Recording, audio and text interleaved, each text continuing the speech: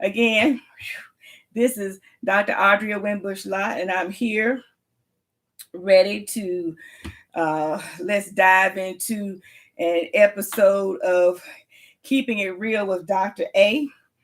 I don't do these on a regularly scheduled time. I like to do it as I'm led to do it, and that's exactly what I'm doing at this time.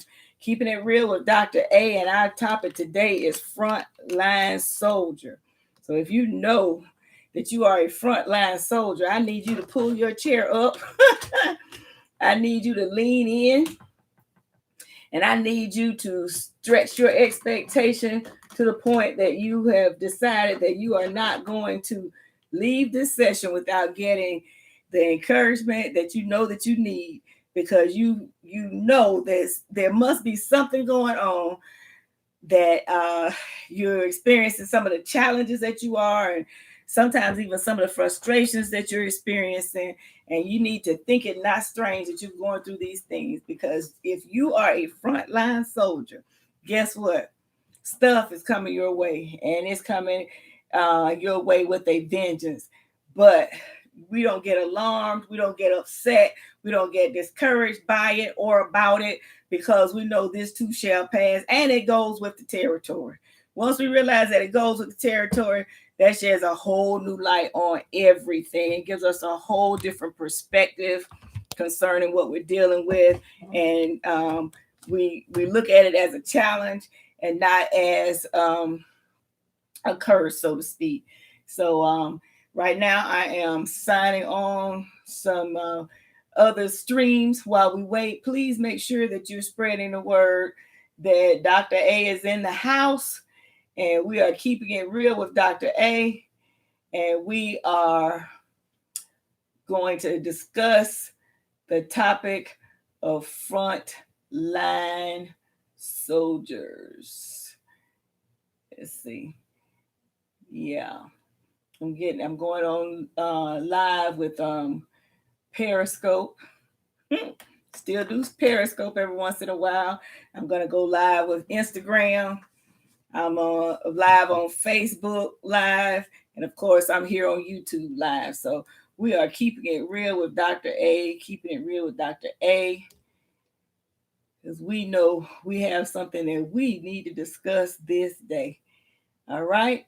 So if you can let others know that I am on live, and if you can share this, and even if you wait and share it later, that would be great. If you know that there's somebody that might benefit from some encouragement, which many times, as many of us can benefit from some encouragement, we need to share that encouragement, share that insight. Sometimes when things get tough, it's hard to keep going. It's hard to even find a reason to keep going. But when we realize that it's not anything strange that's happening, that it's a part of the territory, and that we're built for it, as I've covered on some of my other broadcasts, on some of my other um, playlists, then we can press forward, we can move forward with that much more determination that we're going to get through this, and we're going to get through this praising our way as we go, instead of giving in to the pain, the discomfort, the disappointment, and the challenges. All right. So I guess you all are saying, are you ever going to get that thing adjusted right? I think I got it adjusted now. So we can go ahead and get started. So I want to say welcome to Instagram Live, Periscope, YouTube Live, and Facebook Live. This is Keeping It Real with Dr. A. That's about the fifth time I've said that, but as I said, I'm trying to give people time to sign on. And today we're talking about frontline soldiers. What is a frontline soldier? And many of you who are tuning in are actually frontline soldiers. And sometimes you don't even realize you're a frontline soldier, because you may not have a particular title or a particular role that you see as being important or that puts you on the front line. But hopefully after we finish today, you'll understand you are indeed a frontline soldier, and the things that you may be experiencing, the things that you may have to walk through at this particular time, are all tied into the fact that you are a target. You are a frontline soldier. You get the brunt of the attack, so to speak. And really, because of you being who you are and walking in the role that you walk in, you are actually helping to buffer some of the blow, some of the damage that could be done to others, depending on how you walk through the situation and how you handle the attack that's coming your way. Um, I don't know if Periscope is doing what it's supposed to do. Let me see. I think it is, but it's looking kind of different. I'm just gonna go live without putting the other topic on. I think it must have disconnected. So anyway, I want to say welcome to those of you who have tuned in already. I see Love Alive Church TV is in the house. I want to say welcome to you. I know you must be on your lunch break. I hope that you will have a few minutes to spend with us, because you are indeed one of the frontline soldiers that came to mind when I was preparing this. So what I wanted to do today is to actually I wanted to look up the definition of frontline, and of course Google, our friend, helps pull up different resources. But a front line in military terminology is the position or positions closest to the area of conflict of an armed forces personnel and equipment, generally referring to maritime or land forces. When a front, an intentional or unintentional boundary between opposing sides form, the front line is the area where armies are engaged in conflict, especially the line of contact between the opposing forces. In a military conflict, then, when facing the front line, you face the enemy.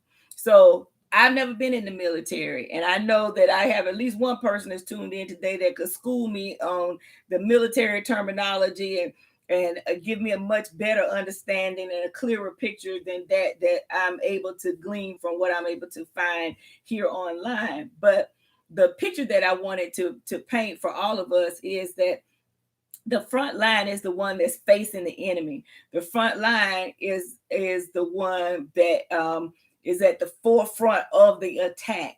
And if you're on that front line, then you're going to meet up with the opposition before the rest of the people do, or you're in a position where you will bear the brunt or receive the or feel the effects of the attack in a way that others may not feel. And many times being on that front line can cause some damage or some conflicts of interest, so to speak, when you're having to experience some things on a personal level, but you have to maintain your position. You have to maintain your character. You got to maintain your disposition because of the situation that you find yourself in. A frontline soldier is the one that's closest to the enemy that they're opposing. And so if you're a frontline soldier, what does that do? What does that mean for you? What does that mean in terms of how you act and react when situations come your way?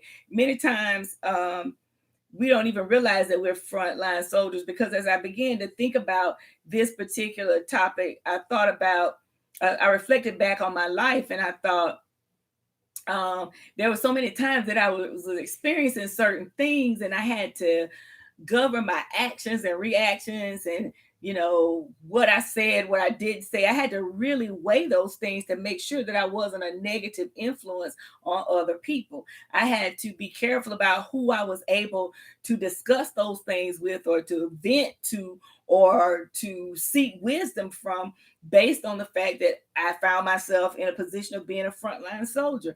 And see, I can take that all the way back to when I had surgery before I got married. I'm still a young believer in terms of having really been sold out for God and trying to learn his ways and learn to apply his principles. And I remember going into that surgery with a peace and with a calmness, and even telling my doctor that I think you're going to find more than what you think you're going to find. But where did that come from? That was nothing but the wisdom of God. And actually, in that situation, that is what happened. But being that frontline soldier, even at that time, caused me to have to walk in a different realm, walk at a different level, be able to walk in a peace that was beyond me or the situation or my years of experience had even yielded for me. But relying totally on God and not knowing that, not being conscious of that at the time, but God is just showing me that that's been the pattern, that's been the road that I've had to take. Because at that particular time, I was the weirdo in the choir who, I don't even know how it started, but just I was just prompted one time to share with the choir,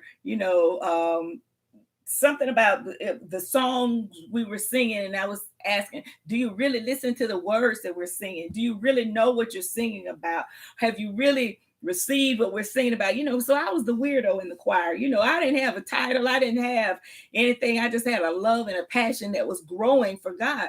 And unbeknownst to me, that was putting me on the front line. That made me a frontline soldier. And I look back and I thought, I didn't even know they had this quote position, in the choir, but I was the chaplain. I ended up being the chaplain of the choir. Why? Because me and my big mouth would get up and share about certain things and encourage certain people.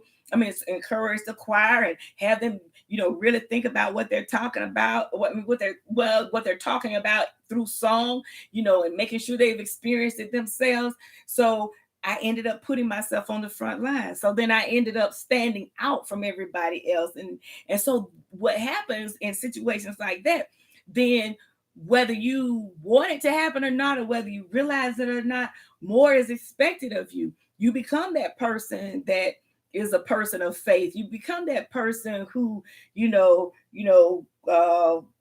they hear the word, they receive the word, and they act on the word, and they walk it out in a different way. You become that person that ends up being on the front line. And sometimes, many times, oftentimes, when you're on the front line, that means you don't fit in with everybody else. You can't roll with everybody. And it's not because there's something wrong with you or that you have judged or pushed away or thought yourself better than the others. It's just that there's this aura or this bubble that's around you that causes them, it really is a respect that they have for you. They're not going to include you in certain things. They're not going to say certain things around you. And so what the enemy does is he will map that thing out and make it seem like there's something wrong with you, and even not like in a negative something wrong with you, where you're having a pity party, but that, this feeling of not fitting in, and a feeling of loneliness and being isolated, and your circle is very small, if you do even have a circle, and you find yourself more alone than with people. But yet that's a part of being that frontline soldier. A frontline soldier has to be in a posture, take a stance where they're not immersed in clutter all around them. They're not bombarded by the distractions that can go on, because they have to always be alert. They have to always be ready. They can't afford to be sleeping and slumbering on the job, because being on their front line, they have to be ready for any attack that the enemy may bring their way. And so they can't really, show up to be on the front line after staying up partying all night, figuratively speaking, or having been pulled in this direction and pulled in that direction, and not focusing on the situation at hand. When I fast forward to when we were believing God that I'd be able to conceive and that we would have a child, and I was getting the opposite report from the doctors, that put me on the front line, because I began to say, declare, speak, quote the word, confess that I was going to have a baby, that I was going to get pregnant, that even though the doctors said blah, blah, blah, God been making babies for a long time and he can make another one. And that put me on the front line. That kind of put me to the side a little bit. And, in a lot of people's book, they probably thought, okay, the girl is cuckoo. The doctor has already told her this. She's already seen this on the the x-ray that they showed when they did the dye test, she already knows she only has one tube and ovary. She already saw that when the dye was shot into her fallopian tube, that it stopped at the very end. So duh, if the dye can't get through, that means an egg can't get through, which means duh, she's not gonna get pregnant. But she's dumb enough and crazy enough and foolish enough and wacky enough to say, oh, she's going to get pregnant. She believes she's going to get pregnant. So that put me on the front line. It put me on the front line. You got to understand, many times when you're walking in faith and your posture is one of faith, and you're declaring the goodness of God in spite of the situation that you find yourself in, you're loving people in spite of the way that they treat you, you're continuing to do what God has assigned you to do in spite of what the circumstances say, you are on the front line. That puts you on the front line. And the thing about it is, you can't not do it, because it's in you to do, it's in you to be, it's in you to flow in that certain way. And so you are a frontline soldier.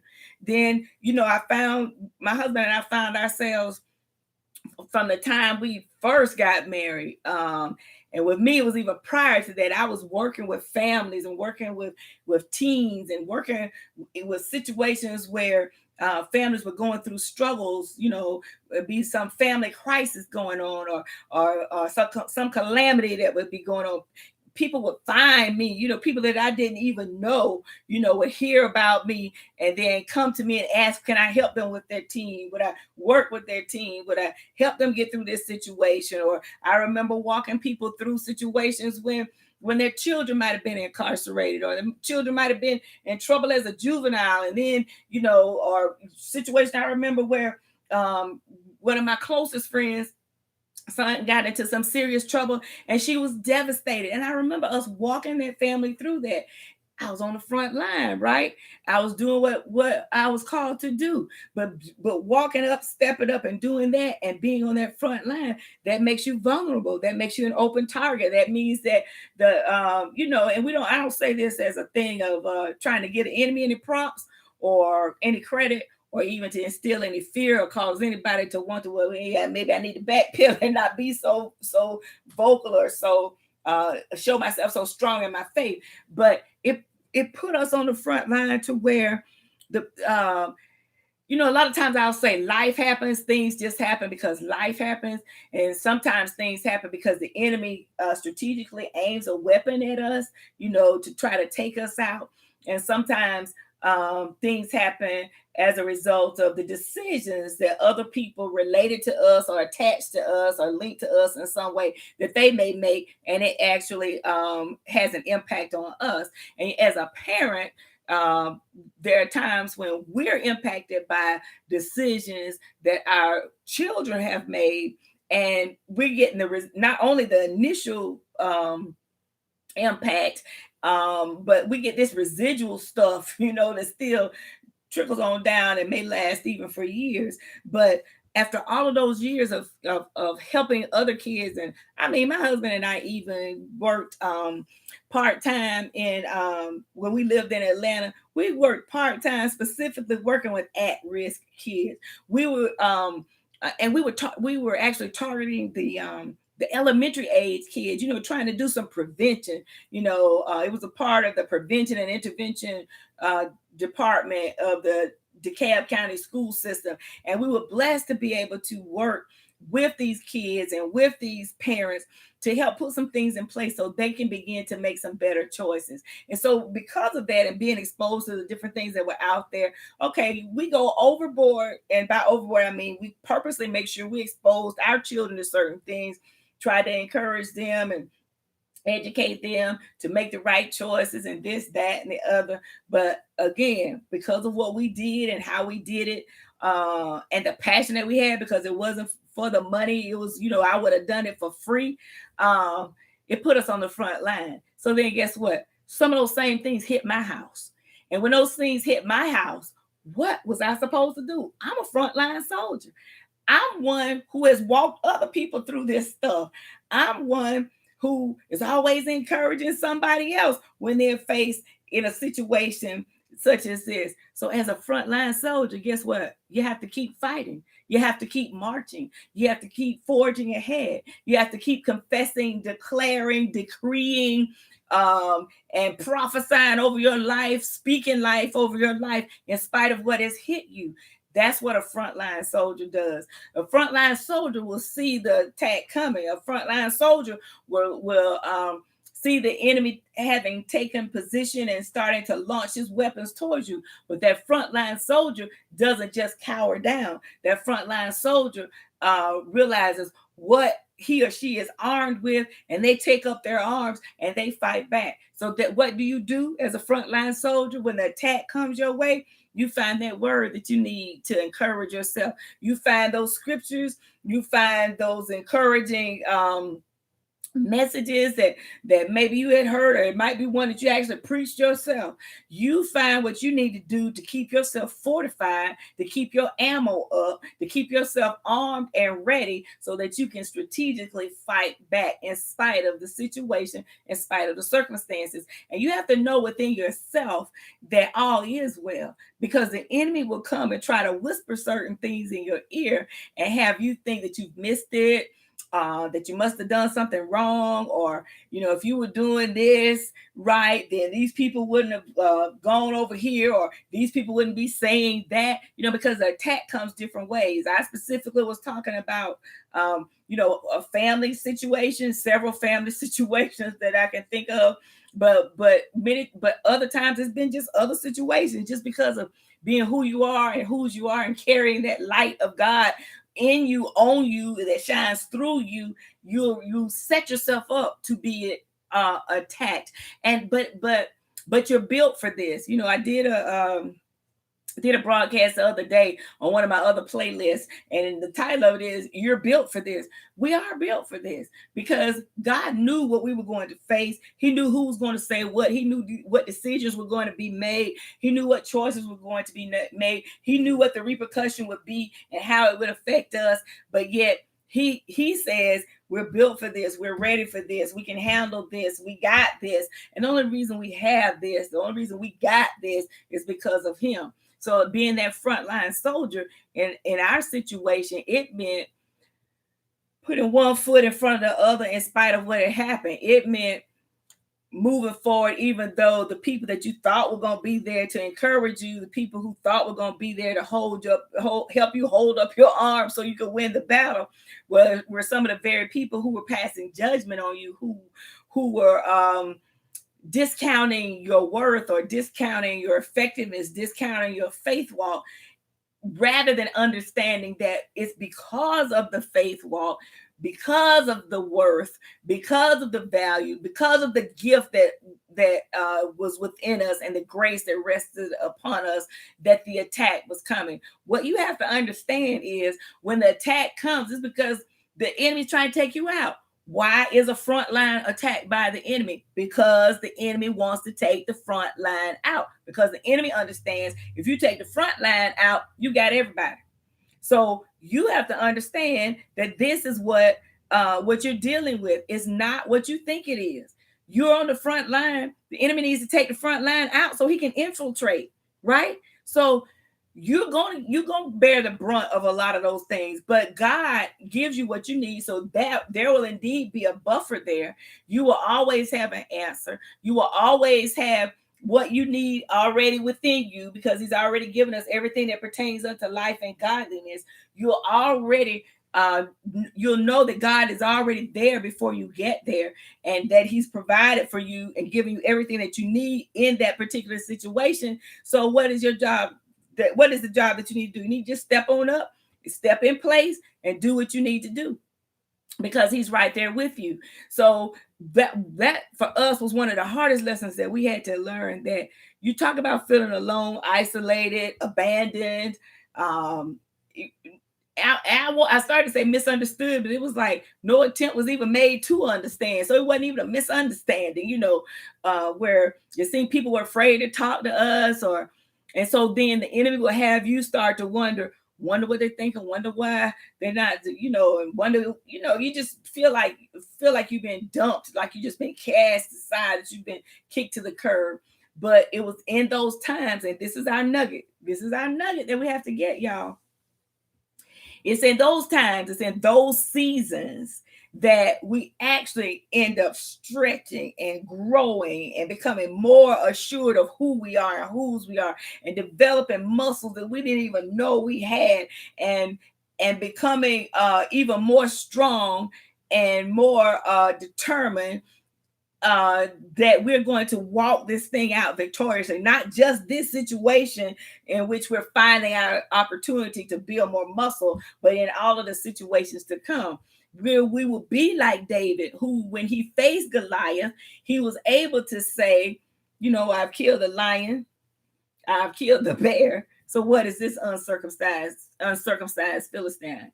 So you're able to refer back to when you got through those times, so that that these times that you're facing now, you can face them. Again, I've never been in the military, but I know that when they go through basic training, there's a strength, there's a change, there are a lot of things that take place to even get a service person ready to even enter into the military officially, I want to say, or for real. It's like an initiation, but it's not just a pat on the back. Okay, you got this. No, you go through some stuff.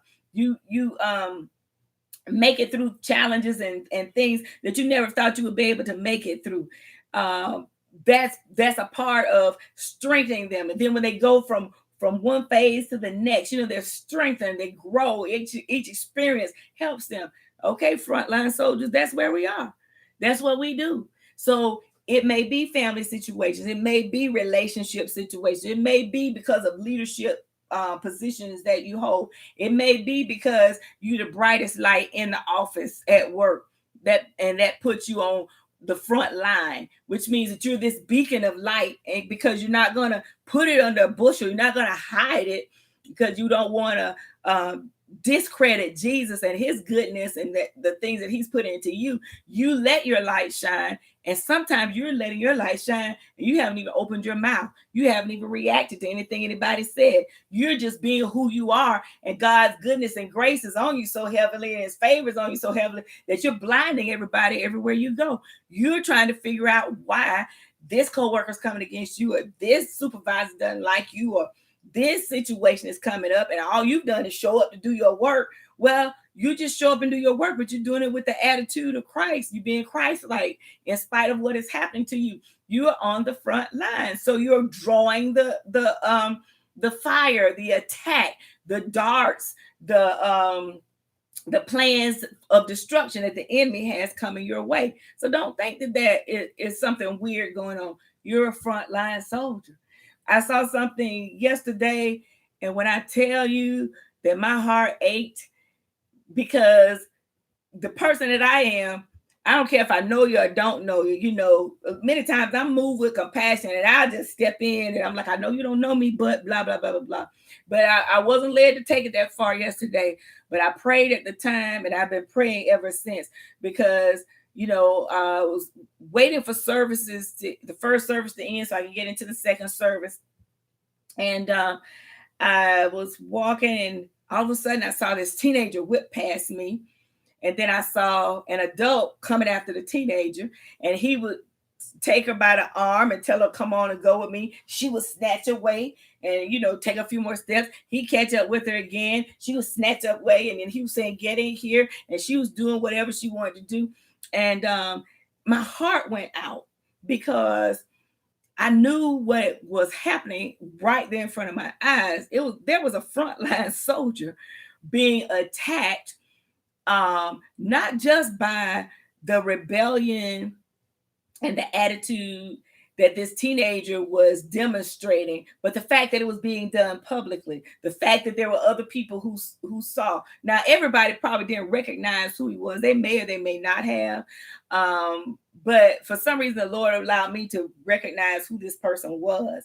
And when I tell you this person is a frontline soldier, this person is a frontline soldier, like literally on the front line, several times a month, in that setting.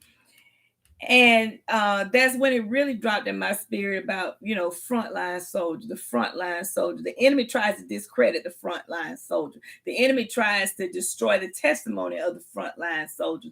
The enemy tries to strip the frontline soldier of his effectiveness, of his influence, of his victory, his public display of victory, and he puts that person on, quote, the on Front Street because he's on the front line, and tries to bring him down.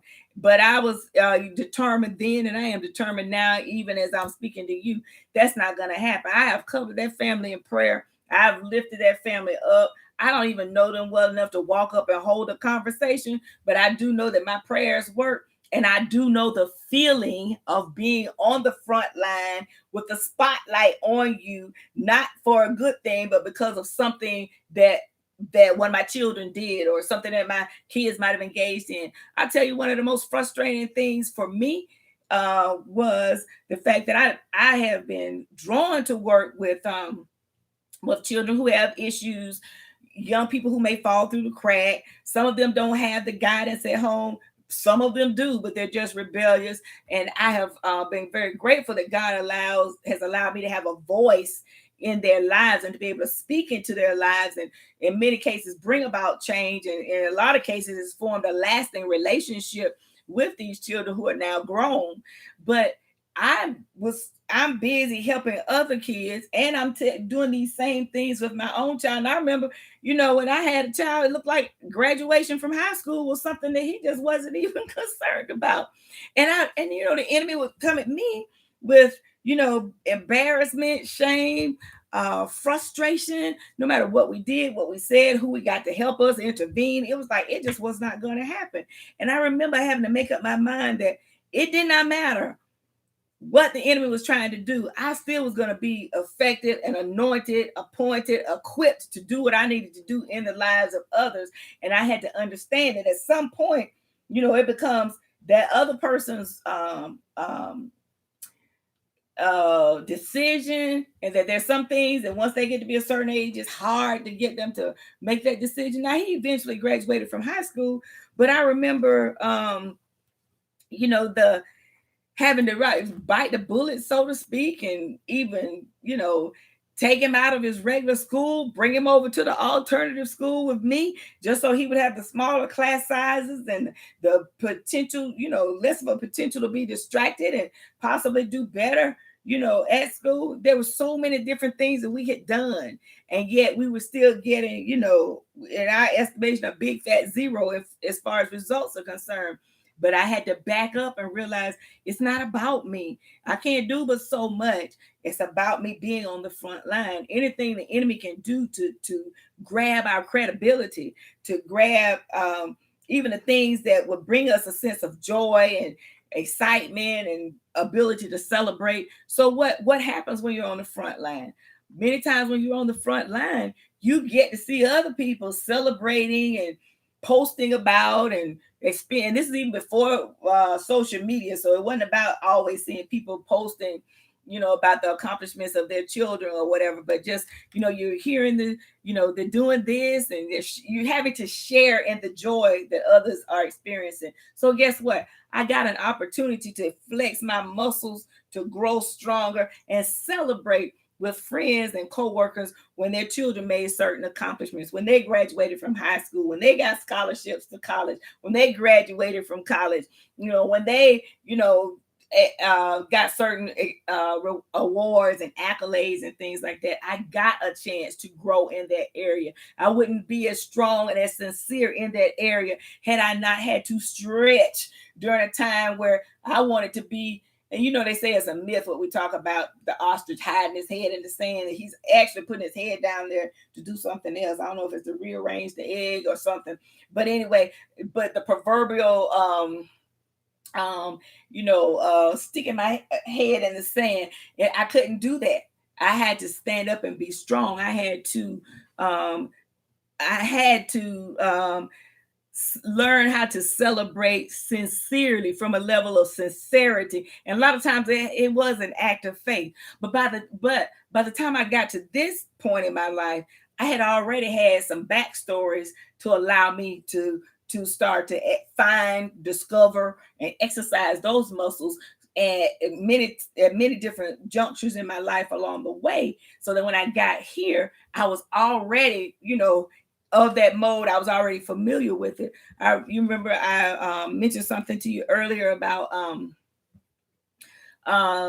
having to believe God to be able to conceive, to have a baby. And during that particular time, almost everybody I knew was getting pregnant by accident.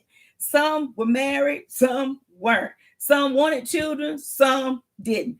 And I had to face all of that, deal with all of that. And that was one of those significant time periods in my life where I had to do, as they say, put on my big girl panties and keep stepping. And I remember a person who was close to me at that time. She was married, and they had a baby, and I remember, I guess I was talking to God saying, I really don't want to go to the hospital. I really don't want to go see this baby. And that's when it dropped in my spirit, embrace the baby. And I remember I actually wrote an article about that was ended up being, I think that one ended up being published in Spirit Led Woman, but the concept was I had to learn how to embrace the baby. And the name of that article was Embracing the Baby. And so what did that mean? I have to embrace the situation. I have to be joyful and excited and give the appropriate responses to those who are experiencing those things, even if I never experienced it myself. And I can tell you that was a point in my life where I actually was able to shut the enemy down. I actually learned that lesson and held on to that lesson and still pull that out of my bag today, which is why I can easily like and share people's things on social media, where in the back of my mind, I'm thinking they don't never share my stuff. They don't never, help me spread what I'm doing. They don't ever celebrate me, but I have to understand it's not about me. I have to still embrace the baby, embrace their success, celebrate with them, pat them on the back, whether I ever get a pat on the back from them or not. So again, as a frontline soldier, I was being faced with all of these pregnant by accident situations around me. And one in particular, I had to actually go to the hospital to visit the mother and the newborn and to literally embrace the baby. But I tell you what, I got free then, and I've been free ever since. So when you in these situations, frontline soldiers, understand that even with these things, it's not about us. It's not even about showing how strong, how spiritual, or how capable we are. It's all about God. How do you want to get the glory from this? What is your plan in this? How can we make you look good in the middle of this? As a frontline soldier, you draw fire. As a frontline soldier, you have enemies that you don't even know you have, and they can't even tell you why they don't like you many times. As a frontline soldier, it seems like it's not just a disappointment every now and then. Sometimes it's a mountain of disappointment. As a frontline soldier, you're betrayed often. As a frontline soldier, you're taken for granted often. As a frontline soldier, you're discounted, overlooked, stepped over, kicked to the curb, pushed aside, moved out of the way so somebody else can be in that spot. But that's all a part of being a frontline soldier, because as a frontline soldier, the bottom line is, am I ready? Am I equipped? Am I armed? Am I dangerous? Am I well fortified in this battle so that I can win against any and every attack that the enemy brings my way? So then, it just gets down to basics. There are 3 scriptures. If my computer will unfreeze here, 3 scriptures that I wanted to just take a few minutes and share along these lines. And the other piece to all of this is, as believers, period, just believers, you're a frontline soldier, because the enemy would like to take you out. If you're not making a difference, if you're not demonstrating, to others what it's like to be a believer, if you're not demonstrating the character of Christ, if you're not believing God in spite of what may have happened or what may not have happened, than, threat to the enemy. But just the fact that you're a living, breathing believer and you believe God for what his word says, and you believe that greater is coming, you believe that his promises are indeed yes and amen, that puts you on the front line. So what does it say in 1 Corinthians 10:13? In the New International Version, it says, no temptation is overtaking you except what is common to mankind. And God is faithful. He will not let you be tempted beyond what you can bear. But when you are tempted, he will also provide a way out so that you can endure it. So as I've explained in other sessions on some of the other streams, that I mean, when he says a way out, like a literal way out, sometimes there may be a literal way out, but basically based on even what we've talked about earlier in this session, that way out is a recognition of who you are, what your position is, why you're being attacked, why you're being pulled, why you're being stretched. And because of understanding those things, that ends up being your way out, because then you're able to separate yourself emotionally as far as the why me, I don't know why it's happening to me, oh, poor me. You can't do the pity party thing. You realize that it goes with the position, and technically it's an honor and a privilege to have been chosen and to be set in that position so that you can represent the kingdom of God in your situation. So he's giving you a way out. And many times that way of escape is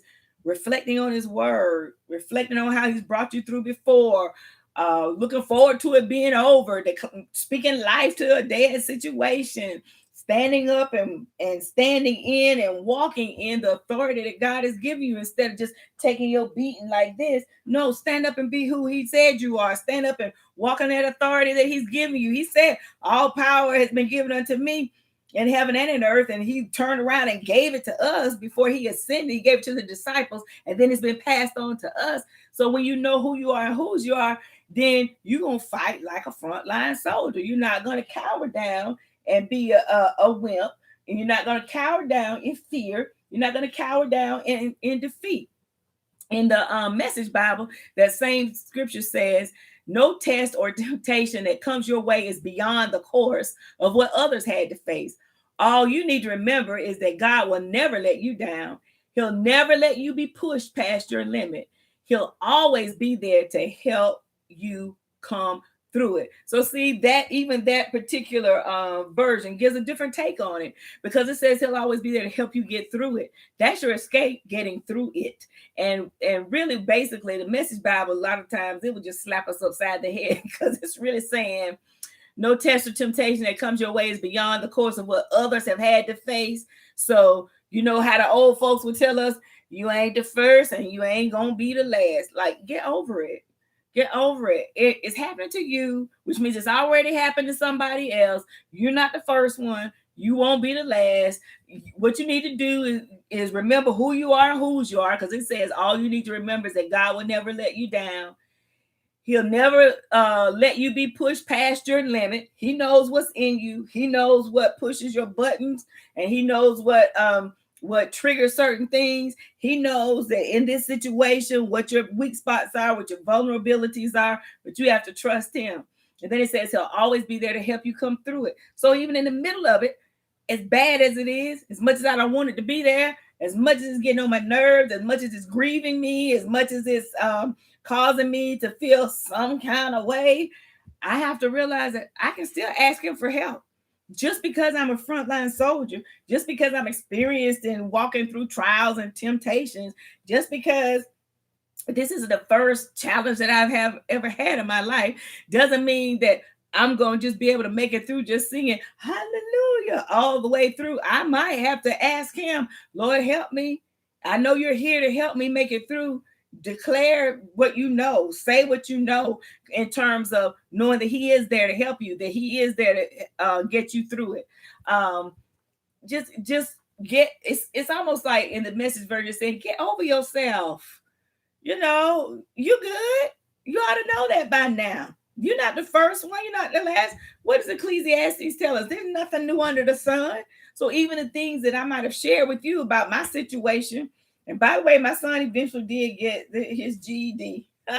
But you know, even in that, I could have played the pity party thing, like, and allow the enemy to beat me up because you have dreams and aspirations and, hopes for your children, when they're young, and you set things in place, praying that they'll walk in that direction. You even try to set the example for them about heading in the right direction, but then they make other choices. Okay, so I'm a frontline soldier. So those choices weren't made. So it didn't turn out the way I thought it was going to turn out. Do I sit here cross-legged or like a kindergartner? What they used to say when the kids were in kindergarten? Oh, crisscross applesauce. Do I sit there cross-legged, crisscross applesauce, and just pout about it?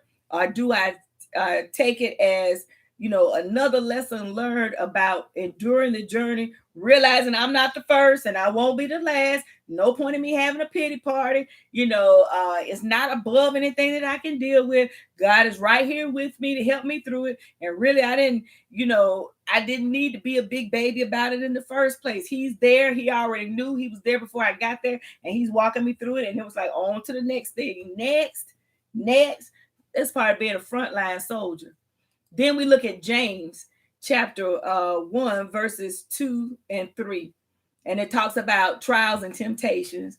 And the New International Version says, consider it pure joy, my brothers and sisters, whenever you face trials of many kinds, because you know that the testing of your faith produces perseverance. So it's saying, no, I don't like what's happening, but I'm going to count it all joy. I'm going to count it all joy because as a result of this, I'm going to come out better on the other side.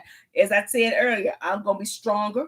I'm flexing some muscles I didn't know I had. I'm finding some muscles I didn't know I had. I'm becoming stronger. I'm learning how to walk in faith and expectation in spite of the situation, in spite of the circumstances. I'm learning how to have expectation and joy no matter what is facing me. And I also am knowing that the what's coming out.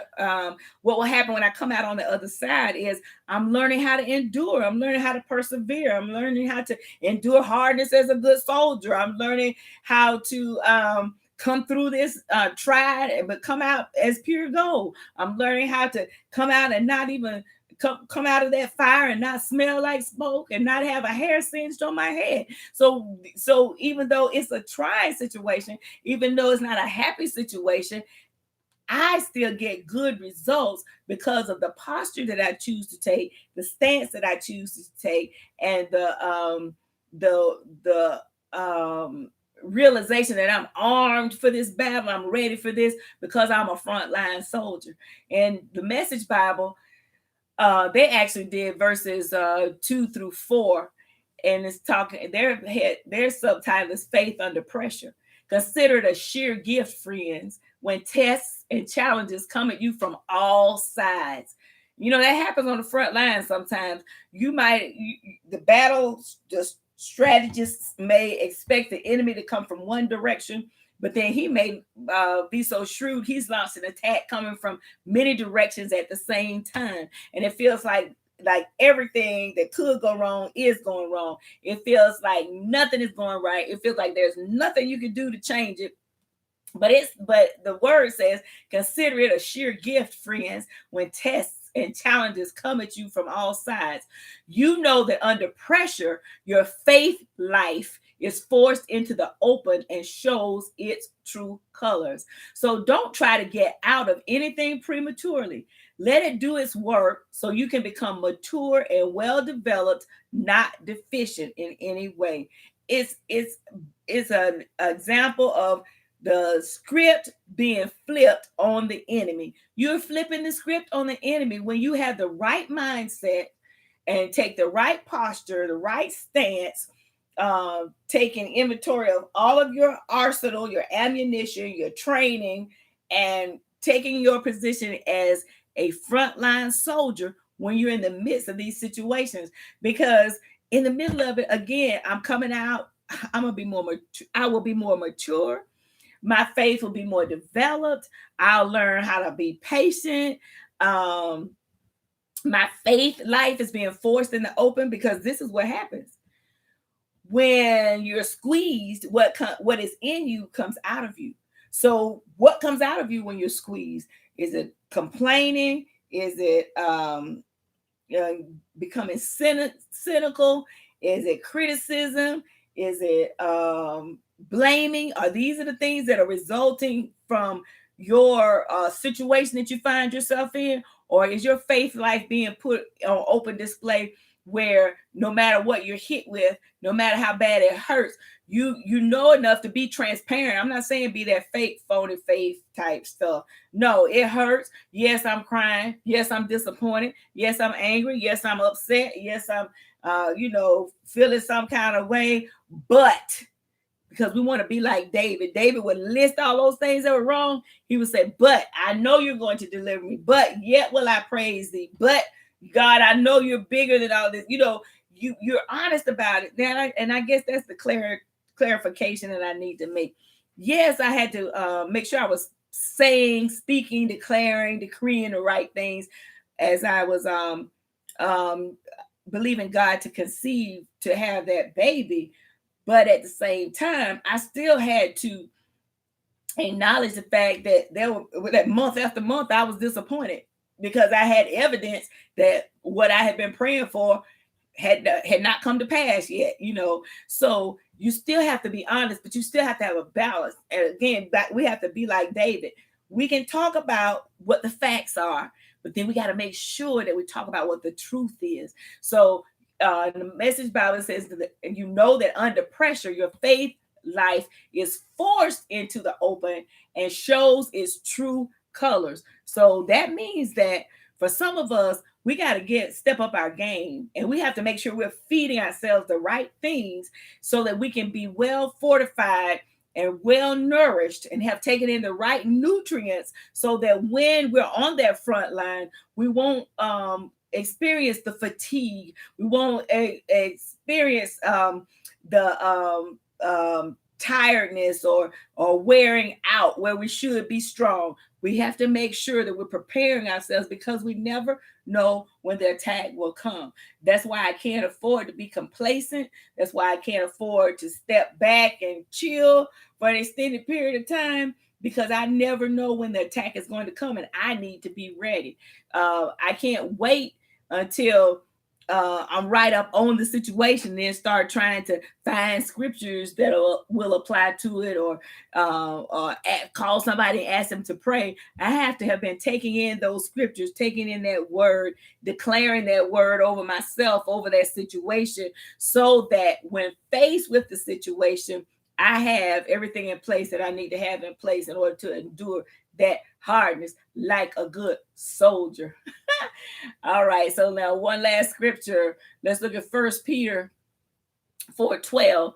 And Peter was writing to these new believers. He was writing to these believers, and he was saying that he knew it was going to be tough, and that they were suffering for the sake of Christ.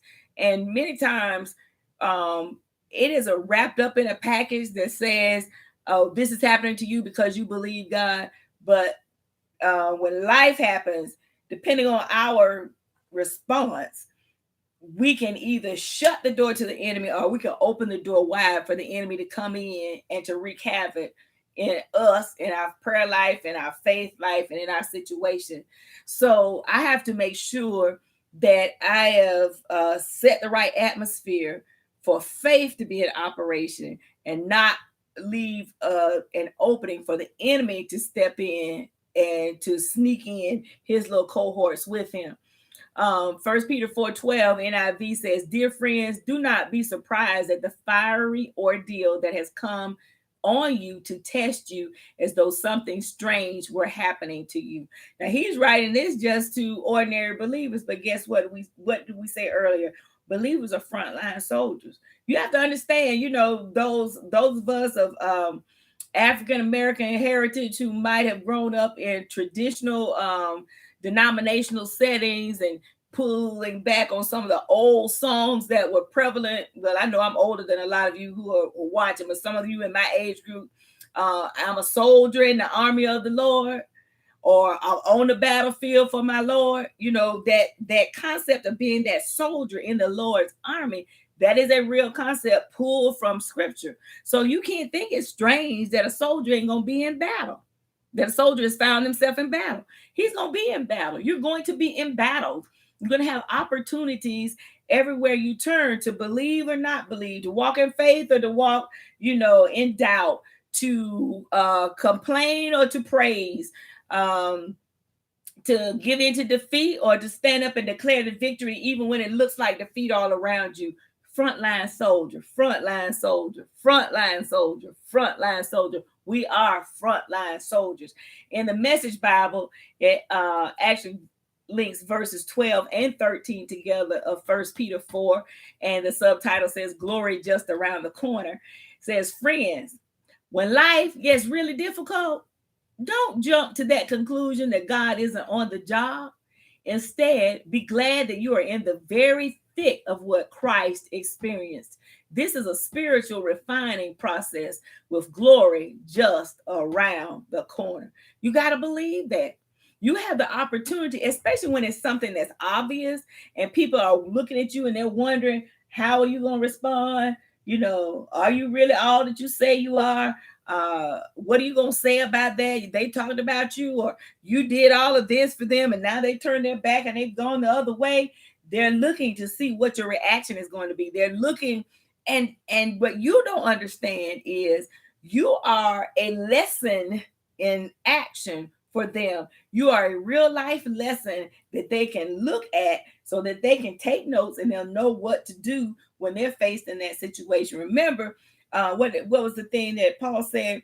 We're living epistles read among men. And was the Audrea translation? You're walking, talking billboards. People are reading you everywhere you go based on what you do, how you do it, what you say, how you say it. So in these situations, you have to understand that what does it say in the Message Bible? Be glad that you're in the very thick of what Christ experienced. This is a spiritual refining process with glory just around the corner. So that has to be my mindset, and that has to be a part of my actions, that I conduct myself, I carry myself, I posture myself with the obvious mindset and of the fact that this too shall pass. This is temporary. The glory is just around the corner. And guess what?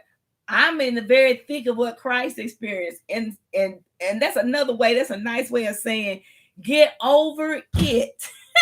What you're dealing with, Jesus dealt with that and a whole lot more.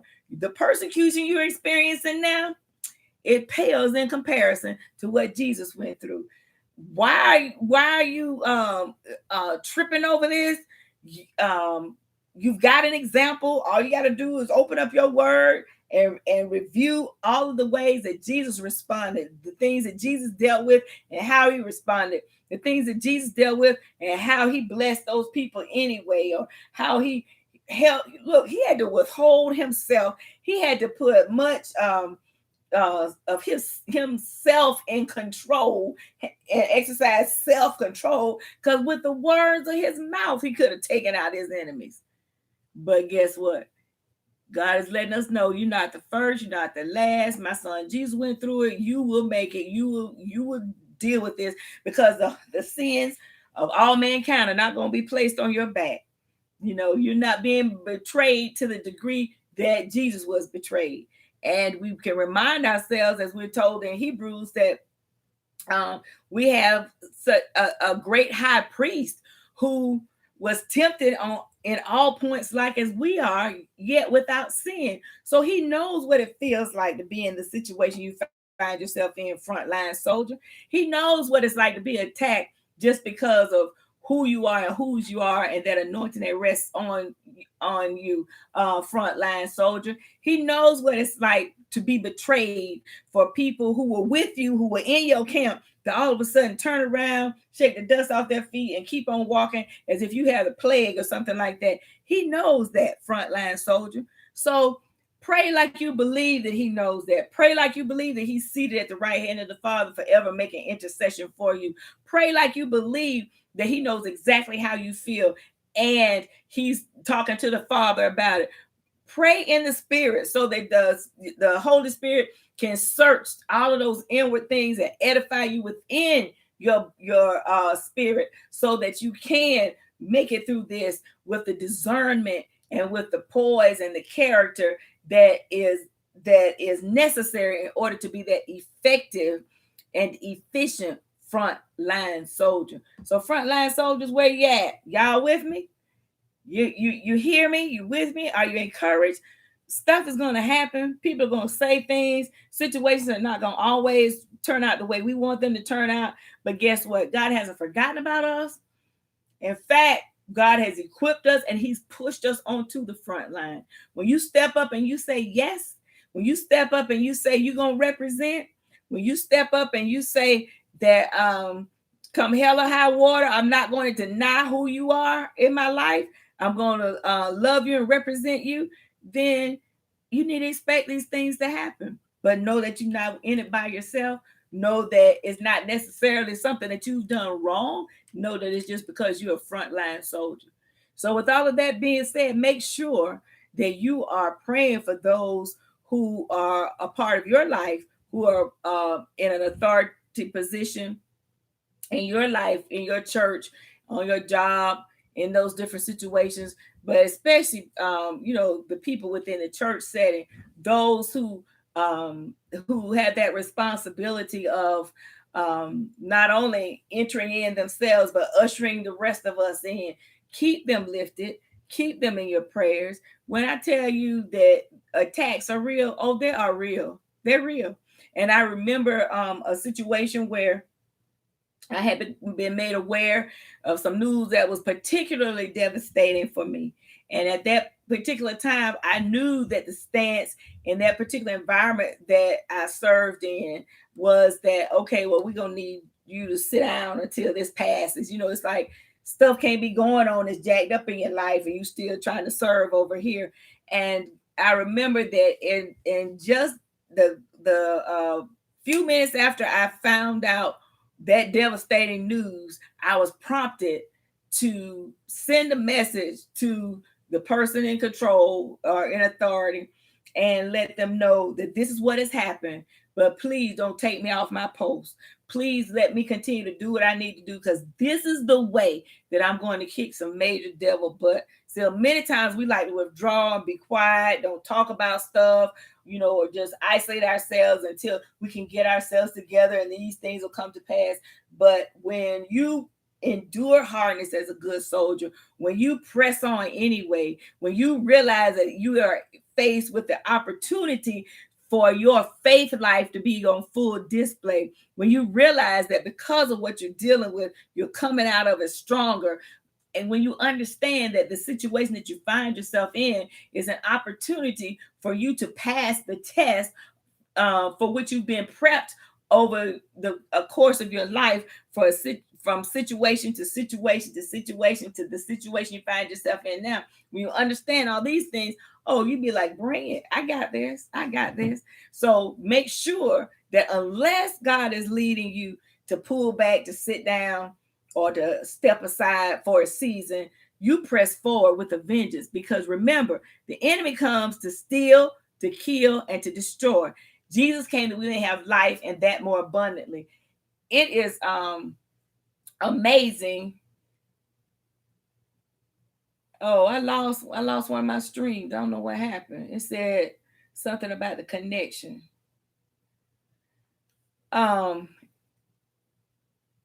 It's amazing that we can experience that abundant life. Jesus came that we may have life and we may have it more abundantly, though the enemy came to steal, kill, and destroy. But how cool is it? How neat is it? How awesome is it? How God is it that we can experience that abundant life even as we walk through our situations? That's nothing but God. That's nothing but God. So we have to open our eyes and see the miracle that we find ourselves in the middle of the situation. We get to experience an abundant life, even though we're walking through a trial, even though the darts that the enemy has launched against us, they may be hitting and they may be stinging. But the miracle is they're not going to take me out. The miracle is the enemy's not going to shut me down. The miracle is God is with me every step of the way. The miracle is I'm built for this. The miracle is I ain't the first and I won't be the last. And Jesus is right here with me, walking me through it. The miracle is that my faith is being put on full display in the middle of this situation. And I have the opportunity to make God look good, to boast of God in the middle of the situation, to magnify God as I walk through the trial and the situation. So, it depends on your perspective. It depends on what you're willing to do. It depends on how much you want to really give the enemy a black eye, because he's trying his best to shut you down. But what you can do is the very thing that he's trying to use to shut you down can be the very thing that you use to step yourself up so you can get to and maintain that next level. So remember, front line, you're on the front line. You're on the front line. And some of you may be farther on the front line, closer to the front than some of the rest of us. But don't think it's strange when these things happen. Count it all joy. Realize your patience is being tried, but you will come out of this much more mature. Remember that you're in the thick of the very same things that Christ himself experienced. Remember that you're not in it by yourself. And just remember, you got this. You're a frontline soldier. You're built for this. You're prepped for this. You're anointed for this. The grace of God is all over you.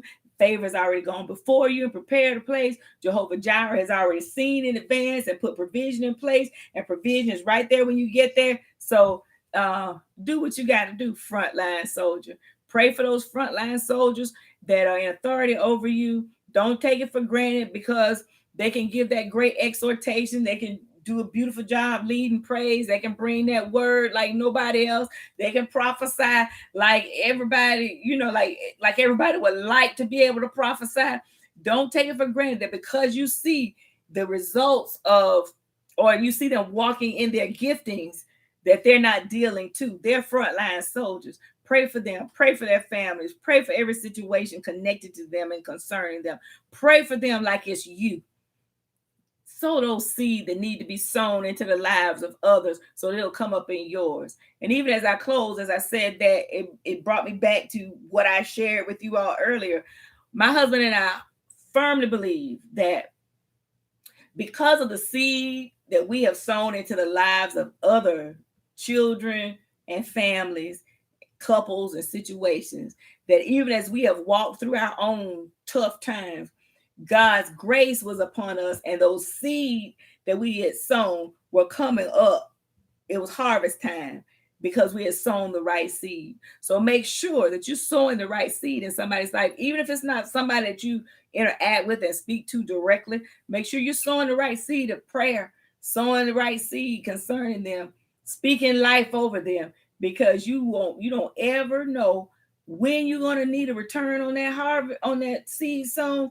You don't ever know when you're going to have to call your harvest in, and you don't ever know how intense your situation is going to be. So make sure you're taking the opportunity to sow seed everywhere that is warranted. Be one of those people that's willing to answer that call to be an intercessor for those who are on the front line, because then when your time comes, the seed has already been in the ground. It's had time to germinate. It's had time to spread its roots and get strengthened, and to break the ground, come forth, and begin to yield fruit.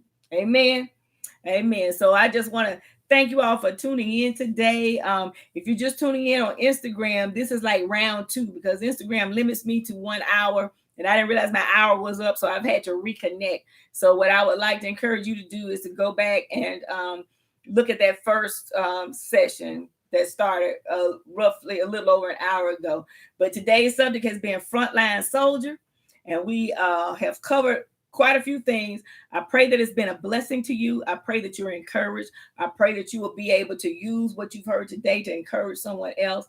If you haven't already subscribed to my YouTube channel, please subscribe to my YouTube channel. I need some more subscribers so I can do some things. I have to have a certain number of subscribers before I can move on to the next level. But on a serious note, go to the YouTube channel, and that way you can actually share this session and other sessions with others. That's one reason I have it on YouTube, because everybody is on Instagram, and Instagram, it only stays on there about an hour. But I have a link in my bio on Instagram that takes you to the playlists that are there on my YouTube channel. And when you go to the YouTube channel, you can share these sessions with anybody, whether they're on social media or not. You can send it to them in a text message. You can send it to them in an email. You can just copy and paste the link and put it where it needs to go. So go and check out the playlist for Keeping It Real with Dr. A, but as well as that playlist, check out Morsels of Motivation, check out the Word Plunge, a Bible study, check out the Marriage Journey Experience, and just, navigate your way around and see what's there for you, for somebody else, and just find some ways to encourage yourself and encourage everybody else. All right. So I hope that I'll see many of you back here on Thursday night at 8:30, when my husband and I will be here with Bible study. And it's the Word Plunge, a Bible study. And we're talking about Jacob and how he deceived his father so that he could receive his father's blessing. Last week, we talked about how he swindled his brother out of his birthright. And so now he's going to fool his dad in order to get his dad's blessing. There are a lot of lessons that we learn when we pick apart those different scenarios and see how they apply to us in today's time, in our own personal lives. And that's one of the things that we strive to do. And we hope that it's being a blessing to those of you who have joined us. And again, go to the YouTube channel. There are like 70 plus Word Plunge sessions that you can actually access and become familiar with. So we love you. I love you. God bless you. Thank you again for tuning in, and I will see you all next time. So I want to say goodbye to Periscope, and goodbye Instagram. Now remember, go check out that other one that you missed. Okay, check out the first part. Thanks for tuning in, though. And goodbye, Facebook Live. So glad you're here. And Vivian, I don't know if you're still there, but if not, I know you're watching the replay. Love you. And I want to say goodbye to YouTube. So YouTube, I thank you so much for tuning in, for checking out the video. And we will see you next time. Bye-bye.